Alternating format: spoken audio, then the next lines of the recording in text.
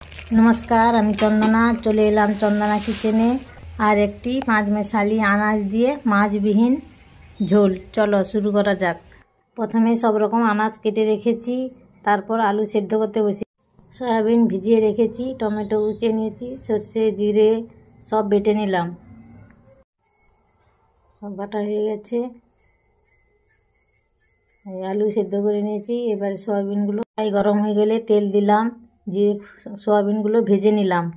একটু লাল করে ভেজে নিতে হবে। তারপর তেল দিলাম, জিরে ফোড়ন দিলাম, তারপরে টমেটো দিলাম। টমেটো একটু সেদ্ধ হোক, ঢাকনা দিয়ে রাখলাম।